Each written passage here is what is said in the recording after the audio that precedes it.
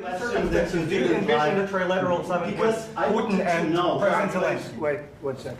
I asked this question that you didn't like because I wanted to know if you want to position yourself in the middle between Russia and Ukraine, or on the Ukraine's. No, I'm in the middle. I want to solve this thing. I'm for both. I want to get it solved, and it's wonderful to speak badly about somebody else, but I want to get it solved. If we can solve it, great. If we can't solve it, they're going to have to fight it out, and who knows what's going to happen. But I want to see it get solved. May I follow up? One more question about U.S. troops in Europe. After Russian invasion of Ukraine, your predecessor sent additional troops to Eastern Europe, including Poland, my country. Yeah. Are you committed to keeping these troops on the eastern flank of NATO in the future? I'm very committed to Poland. I think Poland has really stepped up and done a great job for NATO. As you know, they paid more than they had to. They are one of the finest groups of people I've ever known. I'm very committed to Poland. What about Baltics? Poland's in a tough neighborhood, you know. What about the Baltics? The Baltics, they got a lot of, it's a tough neighborhood too. But we're committed. We're going to be very committed, and we're committed to NATO. But NATO has to step up, and the Europeans have to step up more than they have.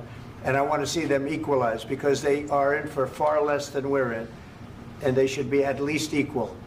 You understand that?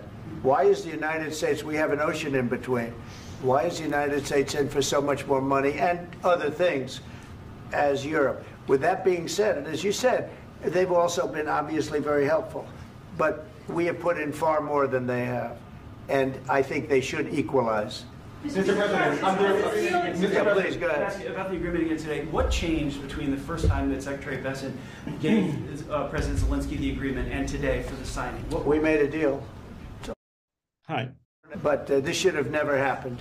Mr. President. About sorry, just a second. About any negotiations. First of all, I want really to tell you, and I think that everybody understands that Ukraine, modern Ukrainians, nobody wants to stop this war.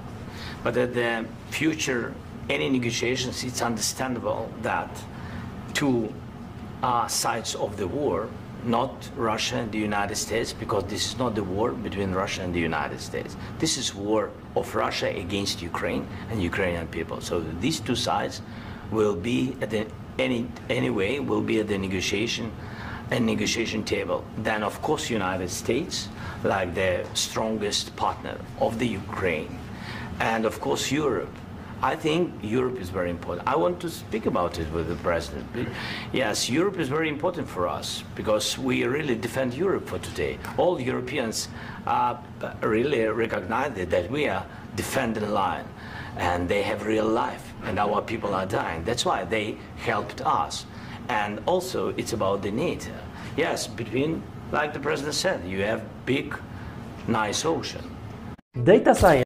Then, of course, United States, like the strongest partner of the Ukraine, and of course Europe.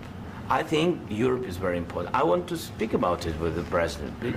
Yes, Europe is very important for us because we really defend Europe for today. All Europeans really recognize that we are defending the line, and they have real life, and our people are dying. That's why they helped us.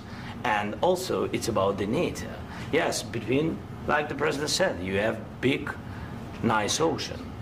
Yes, between us. But if we will not stay, Russia will go further to Baltics and to Poland, by the way. But first to the Baltics. It's understandable for them because they've been in the USSR. You know, they've been one of the republics of the USSR, and Putin wants to bring them back to his empire. It's a fact. And when he will go there, if we will not stay, you will fight. Your American soldiers, it doesn't matter, do you have ocean or not, your soldiers will fight. Mr. President, would you be willing to visit